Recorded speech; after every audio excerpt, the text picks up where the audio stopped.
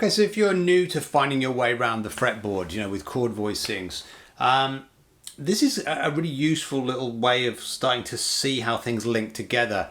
So it's this idea of these repeating triads that will serve as two different chord types within a key.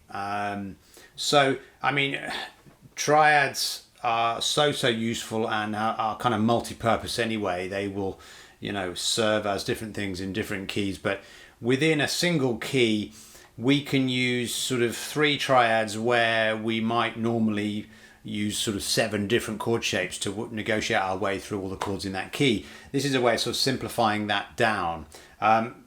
So okay, here's what I mean. We're going to look at, you know, going through the chords in the key of D. We're going to do it just fairly randomly. Here's our 1 chord. Okay, we're going to use all fretted chords, so for the sake of this. So here's D major as our 1 chord for this exercise. This is the 2 chord E minor. We'll carry on up for the 3 chord F sharp minor 7, the 4 chord G, okay, the 5 chord A, yeah, the 6 chord again B minor 7. The 7 chord would be C sharp half diminished, and we're back to D again. So fine, there's a bunch of chord shapes. They're not too distant from each other, but there's a simpler way we can sort of find our way around that key. And this is with a view to sort of helping us to build more sort of flowing lines, I suppose, as well, if we're coming up with parts, you know, for a song in a particular key. You know, being able to kind of find repetitive lines or stuff that overlaps. Not always. Sometimes we want to avoid that and do the exact opposite. But when we do, this is a really kind of useful way of visualizing the chord progression. So here's what I mean. If we were to play the 1 chord in D, that's that D chord. What I'm going to do straight away is I'm going to take that root note out, and we're just going to look at this sort of little block in the middle here, this little triad here. Okay. So it's basically just a bog standard D bar chord with the root on the A string, but these are the notes we're going to look at that we're going to use here, okay? So that's our 1 chord. If we now go to the 2 chord, okay, we're going to play E minor 7, okay, is the 2 chord. There's our shape. Again, it's kind of derived from that E minor bar chord. We're playing an E minor 7 bar chord, but I'm going to take the root out again, and we're just going to play the notes on the D, G, and B strings, those 3 notes. So we get this shape. So our 1 and 2 chords so far are this, yeah, derived from our D chord, and this is our 2 chord, okay, because there's our root note. That slides up.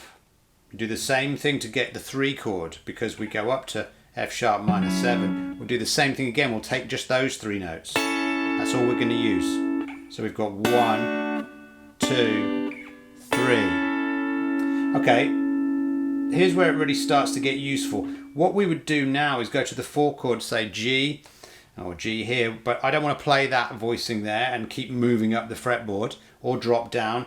What I'm going to do now is instead I'm going to find the root G here, but I'm going to play this C-shaped G, okay, which would look like that.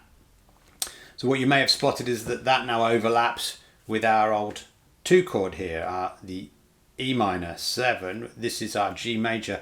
So what we can do for our 4 chord is go back and use the 2 chord again. So we could do this. Here's our 1 chord. Here's our 2 chord, E minor 7. Here's our 3 chord, F sharp minor 7.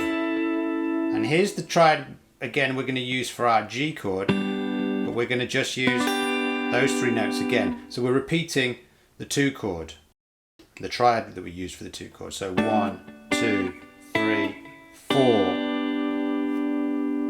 So the same thing happens with the 5 chord. We need to play the chord A major. We'll just slide that shape up again, and we're using our previous 3 chord, our voicing for the 3 chord, for the F sharp minor 7.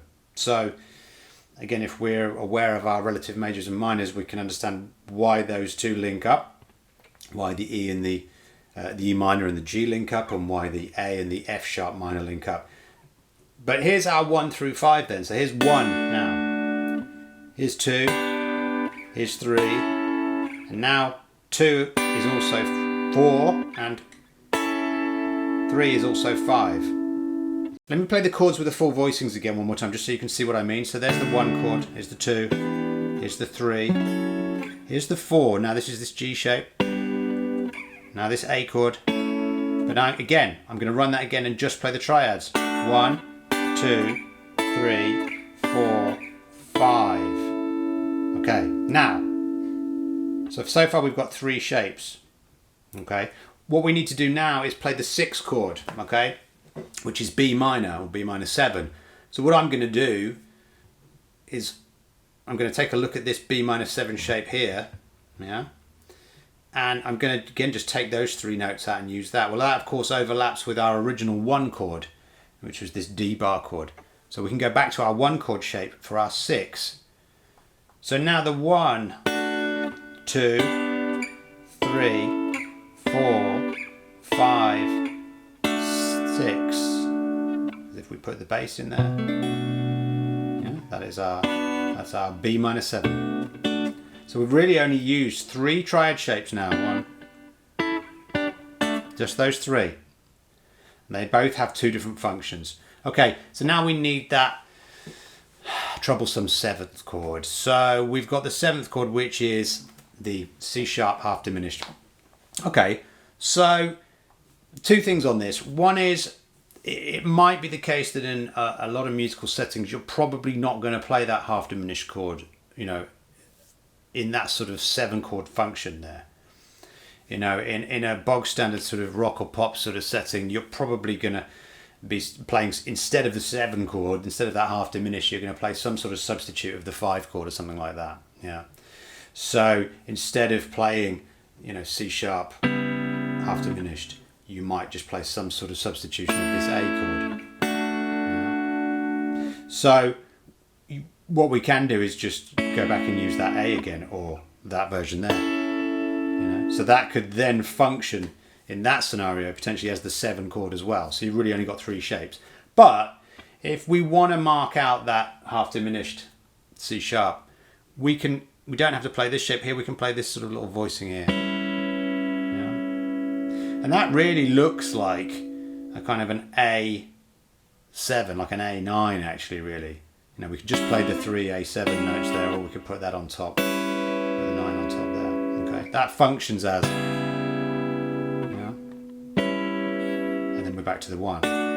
So 1 through 7, the whole key then would look like this essentially. So 1, 2, 3, 4, 5, 6, 7, back home again. So I know what you're thinking. Why we're doing this, is it just out of laziness? Yes, it is out of laziness partly, but it's also out of choice. What we can do here is think about connecting lines a little more easily, connecting it, you know, making our embellishments fit over those voicings. And if anything, actually, just as an exercise to be able to visualize where all these triads fit together as you're working through a particular key, and to be able to kind of ground yourself in that a bit when you're playing in any particular song. It's a really helpful tool just to kind of find your way around. You don't have to stick to it, but there are a lot of scenarios where that becomes a really useful thing to be able to do, is to be able to walk through